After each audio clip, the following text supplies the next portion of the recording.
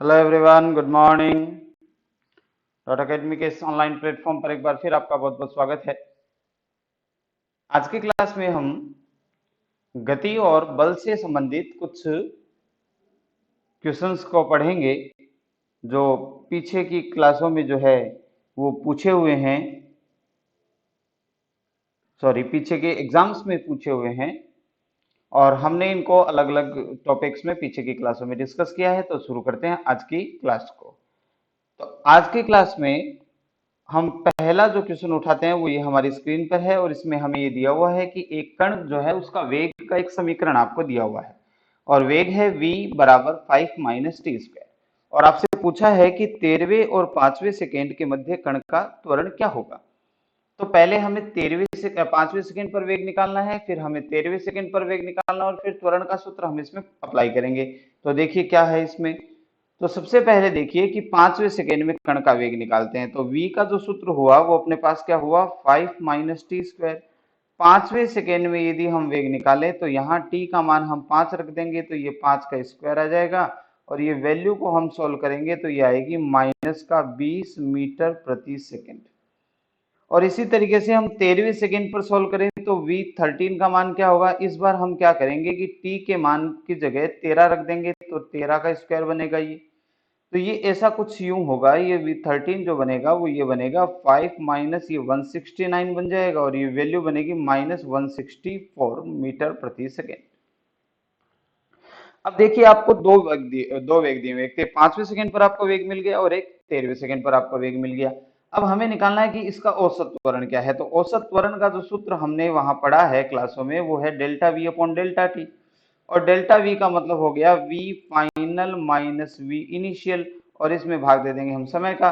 तो we final कितना है, देखो वी फाइनल आ रहा है 164 माइनस लगाया वी इनिशियल कितना है, वी इनिशियल है माइनस का 20 बटा और जो समय लगा है 13 - 8 यानी 13 - 5 यानी 8 सेकंड का समय लगा है। तो ए बराबर देखो कितना आ रहा है, यहाँ पे ये आ रहा है 144 डिवाइडेड बाय 8 और यहाँ पे 144 में हम 8 का भाग देंगे तो ये चला जाएगा कुछ यूं, माइनस का तो आएगा ही, एक बढ़ जाएगा तो पहले ये वैल्यू जो अपने पास आई जाएगी वो 18 आ जाएगी। तो 18 मीटर प्रति सेकेंड स्क्वायर यानी कौन सा ऑप्शन सही है हमारा, सी ऑप्शन इसमें सही है। ये -18 मीटर प्रति सेकेंड स्क्वायर का त्वरण होगा। नेक्स्ट क्वेश्चन देखते हैं। हमें कहा गया है कि 1 किलोग्राम द्रव्यमान के संगत भार का मान क्या होगा। तो भार के बारे में हम बात कर चुके हैं कि भार जो होता है वो mg के बराबर होता है। जब आपको भार में चेंज करना है तो m का मान 1 और g का मान हम ले लेते हैं 10। तो w का जो मान आ गया वो हमारे पास आ गया 10 न्यूटन यानी 1 किलोग्राम भार के संगत 1 किलोग्राम द्रव्यमान के संगत जो भार होता है वो 10 न्यूटन का होता है। ये इसकी वैल्यू बनी। नेक्स्ट क्वेश्चन को सॉल्व करते हैं। देखिए हमसे ये कहा गया है कि ए और बी दो व्यक्ति हैं जो एक ही स्थान से 3 किलोमीटर प्रति घंटा और 4 किलोमीटर प्रति घंटे के वेग से एक ही दिशा में एक साथ गति करना प्रारंभ करते हैं। पहली तो बात तो ये कि दोनों आदमी ए और बी एक ही जगह खड़े थे, एक ही दिशा में चलना शुरू किया था और एक ही साथ शुरू किया था। ए जो है वो 3 किलोमीटर प्रति घंटे की रफ्तार से चला है और बी जो है वो 4 किलोमीटर प्रति घंटे की रफ्तार से चला है। पूछ रहा है कि 8 घंटे पश्चात दोनों के मध्य की दूरी कितनी होगी। तो ये देखिए कि 8 घंटे पश्चात ए कितना दूरी चला है, 8 घंटे पश्चात जो है वो ए दूरी चला है। दूरी बराबर होता है चाल गुणा समय, चाल गुणा समय। तो ए की जो दूरी है वो आ जाएगी, चाल कितनी है ए की 3 और समय कितना है 8, तो इसकी दूरी आ जाएगी ये 24 किलोमीटर चल चुका होगा। और जो बी है वो कितना चलेगा, ये चलेगा 4 गुणा 8 यानी ये चलेगा 32 किलोमीटर। तो 32 किलोमीटर चला तो इन दोनों में अंतर कितना आया 32 माइनस 24 यानी इन दोनों में 8 किलोमीटर का अंतर आया। यानी इन दोनों 8 घंटे बाद इन दोनों के जो बीच की दूरी होगी वो 8 किलोमीटर होगी। ये दोनों एक दूसरे के बीच में कितना गैप रखेंगे 8 किलोमीटर का गैप रखेंगे। चलिए नेक्स्ट क्वेश्चन देखते हैं। नेक्स्ट क्वेश्चन अपने पास है 150 मीटर लंबी ट्रेन 45 किलोमीटर प्रति घंटे की चाल से 850 मीटर लंबे प्लेटफॉर्म को कितने समय में पार कर लेगी। यहाँ थोड़ा सा कॉन्सेप्ट है। देखिए मान लीजिए कि ये हमारा प्लेटफॉर्म है, ये हमारा प्लेटफॉर्म है। और ट्रेन की जो लंबाई है वो ये ट्रेन है अपनी, मान लीजिए प्लेटफॉर्म दे रखा है आपको 850 मीटर लंबा, और ट्रेन जो दे रखी है वो आपको दे रखी है 150 मीटर लंबी। ये पार करने का मतलब है कि जब ये यहां से शुरू होगी और जब इस पोजीशन में पहुंचेगी, इस पोजीशन में पहुंचेगी, तो देखिए आपकी जो गति शुरू हुई थी वो यहां से शुरू हुई थी, इस पॉइंट से। और जब ये यहाँ ट्रेन पहुंच जाएगी तब ये इसको, ये देखो इस पॉइंट को लास्ट पार करेगा, तो टोटल जो डिस्टेंस हमें इसको पार करने में, जो इस ट्रेन को पार करने में लगेगी, वो लगेगी ये पूरी 1000 मीटर की जब डिस्टेंस ट्रेवल होगी तो ये ट्रेन इस प्लेटफॉर्म को पार करेगी। तो हमें समय निकालना है, तो समय बराबर होता है, सिंपल सा है, दूरी बट्टा समय बराबर होता है दूरी बट्टा चाल। तो समय बराबर क्या हो जाएगा, यहाँ पर हमें पूछा है जो है वो हो जाएगा दूरी बट्टा चाल। अब यहाँ पे जो है वो चाल जो आपको दे रखी है किलोमीटर प्रति घंटे में, तो पहले इसको बदल लेते हैं। इसके बारे में भी हम चर्चा कर चुके हैं कि 45 किलोमीटर को यदि आपको बदलना है तो 45 किलोमीटर, तो इसको तो पहले 1000 से मल्टीप्लाई करो, ये मीटर में बदल गया। घंटे में बदलने के लिए इसको 60 गुणा 60 से मल्टीप्लाई करो, यानी 3600 से।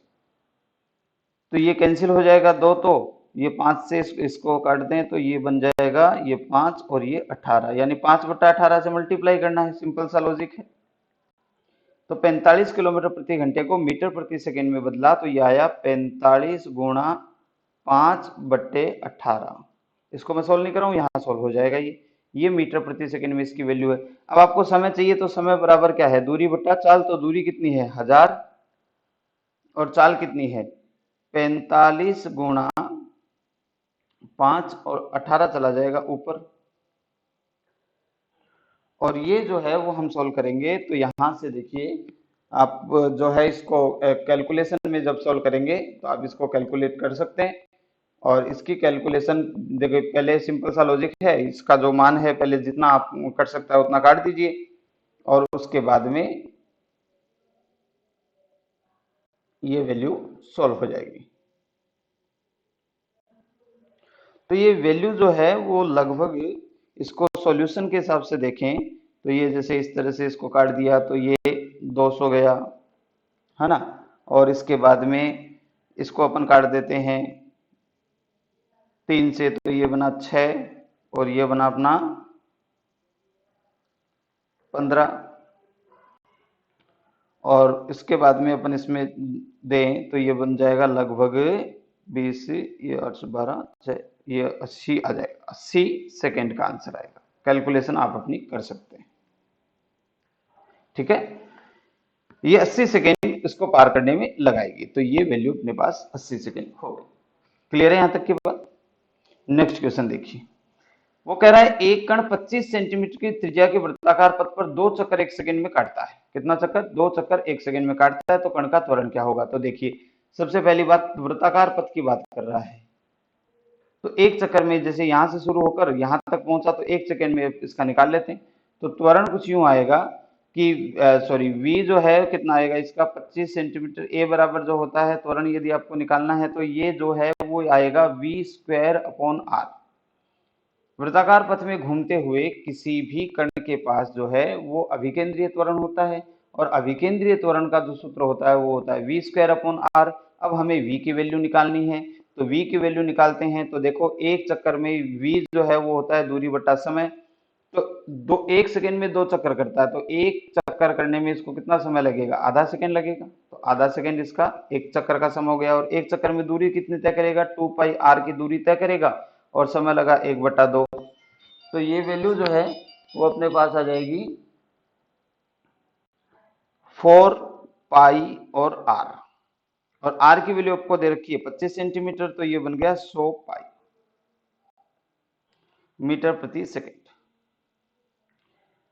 सॉरी इसमें 100 नहीं आएगा, ये मैं थोड़ा सा गलत कर गया। देखिए 4π और r की वैल्यू अपने को दे रखी है 25 बट्टा, इसको मीटर में बदलेंगे तो ये 100 बनेगा, तो इसको काटेंगे तो ये बनेगा 25, और ये 25 से 25 कट जाएगा, तो v का जो मान आएगा वो आएगा पाई मीटर प्रति सेकंड। ये v का मान है पाई मीटर प्रति सेकंड। अब यदि आप इसमें रखना चाहो तो ये सिंपल सा लॉजिक है कि ये वैल्यू यहाँ पर इस वैल्यू को आप पुट करेंगे, v की वैल्यू आपके पास आ रही है और r की वैल्यू आपको दे रखी है, वो दे रखी है 25 सेंटीमीटर। तो v का मान, v का स्क्वायर का मान करेंगे तो ये पाई स्क्वायर आ जाएगा, और r का मान लिखेंगे तो 25/100, मीटर में चेंज करें तो ये बटा 1/4 बनेगा। तो a का मान यहाँ से आएगा 4 पाई स्क्वायर मीटर प्रति सेकेंड। तो इसमें कौन सा ऑप्शन सही रहेगा? अपना सी ऑप्शन अपना सही हो जाएगा। तो नेक्स्ट क्वेश्चन को इसमें करते हैं। किसी वस्तु का वेग जो है वो शून्य होने पर त्वरण शून्य नहीं है। ऐसा हमेशा तो नहीं होता, लेकिन कभी कभी हो सकता है। देखिए कैसे, जैसे मान लीजिए किसी वस्तु को हम ऊपर की तरफ फेंकते हैं v वेग से, तो जब ये अपने उच्चतम बिंदु पर पहुंचती है तो इसका वेग तो हो जाता है 0, लेकिन त्वरण नीचे की तरफ होता है g। कितना होता है? 9.8 मीटर प्रति सेकेंड स्क्वायर, ये त्वरण होता है। तो जब किसी वस्तु का वेग का मान 0 हो, उस समय उस पर त्वरण हो सकता है। तो इसका जो सही ऑप्शन है वो है बी, संभव हो सकता है। नेक्स्ट क्वेश्चन है अपने पास, निम्न में से कौन सा कथन सत्य है? तो पहला है औसत वेग की दिशा विस्थापन की दिशा के अनुदिश होती है। ये कथन बिल्कुल सही है, इसका स्टेटमेंट जो है वो हम पहले पढ़ चुके हैं, बिल्कुल सही स्टेटमेंट है ये। तात्क्षणिक वेग की दिशा सदैव स्पर्श रेखा के अनुदिश होती है, बिल्कुल तात्क्षणिक जो इसकी बात कर चुके हैं। जैसे इस तरह से गति का कोई समीकरण है, यदि यहाँ पर आपको वेग चाहिए तो स्पर्श रेखा के अनुदिश ही तात्क्षणिक वेग की दिशा आएगी।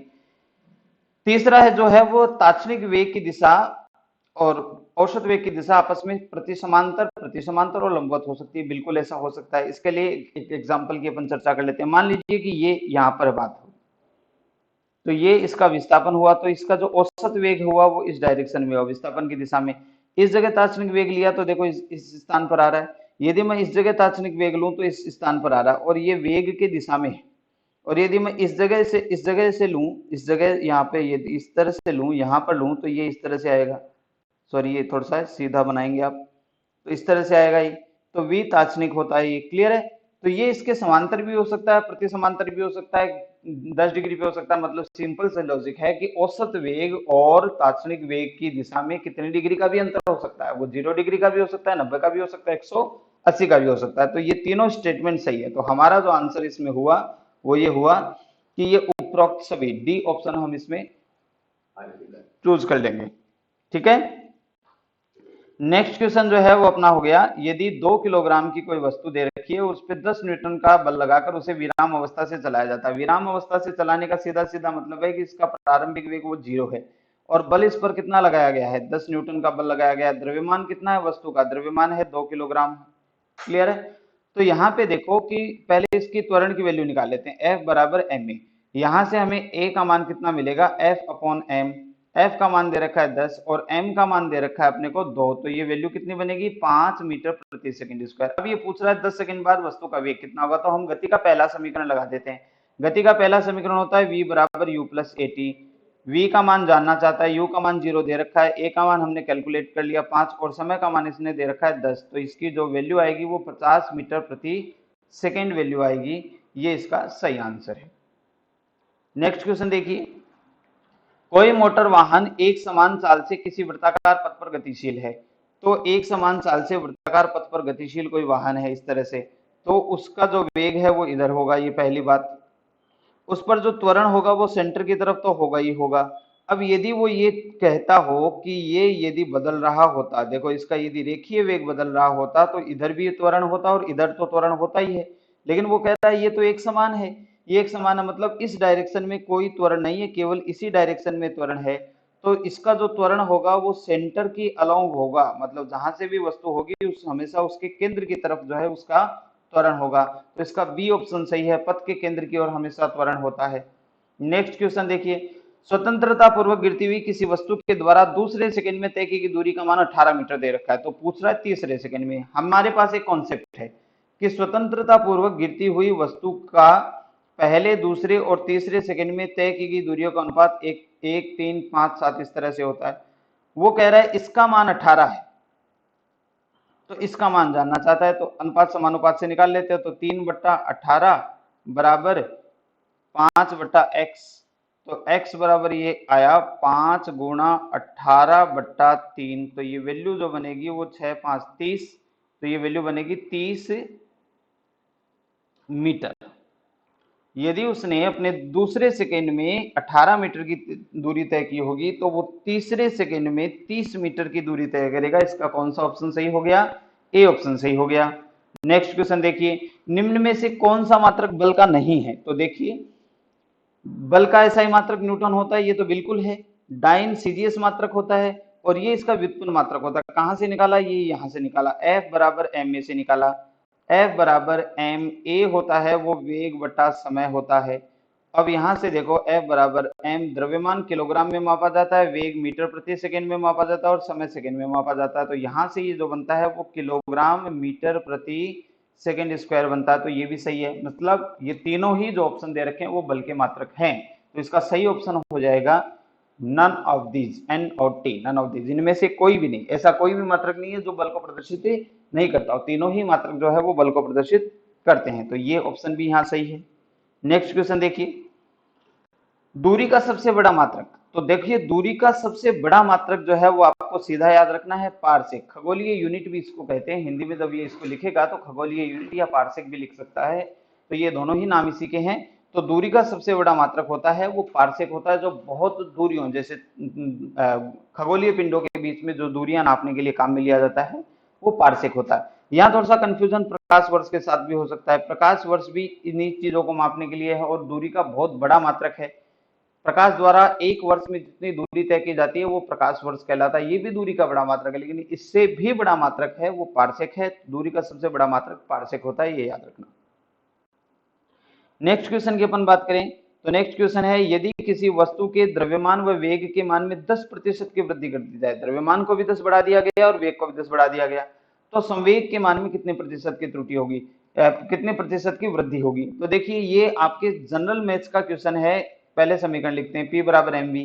पी जो है वो दो राशियों पर निर्भर करता है, एम और वी दो राशियों पर निर्भर करता है। तो जनरल मैथ्स में आप एक समीकरण लिखते हैं प्रतिशत चेंज के लिए, X Y plus X Y बट्टा 100, जहां एक्स और वाई दो भौतिक राशियां हैं जिन पर यह राशि निर्भर करती है। तो हमारे यहाँ पे एक तो है एम, यहाँ हम लिखेंगे एक्स की जगह प्रतिशत एम प्लस प्रतिशत वी प्लस प्रतिशत एम गुणा प्रतिशत वी बट्टा 100।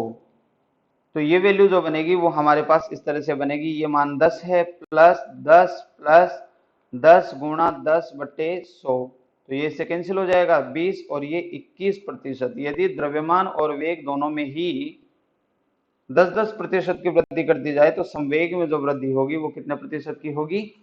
21% की वृद्धि होगी। नेक्स्ट क्वेश्चन देखिए, यदि कोई कण मूल बिंदु से प्रारंभ करता है और अंतिम स्थिति, तो यहाँ पर एक चीज है, उसका जो प्रारंभिक पॉइंट है वो हम x1 और y1 मान लेते हैं और अंतिम पॉइंट है वो x2 और y2 मान लेते हैं। इन दोनों बिंदुओं के बीच की सीधी दूरी विस्थापन होगी। तो सीधी दूरी, दो बिंदुओं के बीच की सीधी दूरी होती है x2 माइनस x1 का square plus y2 minus y1 का स्क्वायर। तो इसी हिसाब से इसको सोल्व करेंगे तो अंडर रूट x2 की वैल्यू है वो 3 माइनस 0 का स्क्वायर प्लस 4 माइनस 0 का स्क्वायर। तो ये वैल्यू जब अपन सोल्व करेंगे तो यहाँ आएगी 9 और यहाँ आएगी 16, 25 का अंडर रूट आ जाएगा 5। तो ये 5 मीटर का इसका विस्थापन होगा। सी ऑप्शन इसका सही है। और अगला क्वेश्चन है, 1 न्यूटन में कितने डाइन होते हैं? तो हम ये बात कर चुके हैं पहले कि 1 न्यूटन सीजीएस मात्रक होता है और डाइन इसमें सॉरी 1 न्यूटन जो है वो एसआई मात्रक होता है और सीजीएस जो है वो डाइन, सीजीएस में जो डाइन मात्रक होता है। तो 1 न्यूटन में जो है वो पहले अपन क्लासों में इसकी चर्चा कर चुके हैं, 10 की घात 5 डाइन होते हैं। तो ये 10 की घात 5 डाइन होते हैं। ठीक है, क्लियर है इतनी बात? चलिए, तो यहां तक आज जो है वो हमने इतने क्वेश्चन डिस्कस किए। इसका नेक्स्ट प्रैक्टिस सेट हम नेक्स्ट क्लास में डिस्कस करेंगे। तब तक बने रहिए हमारे ऑनलाइन प्लेटफॉर्म .academy से।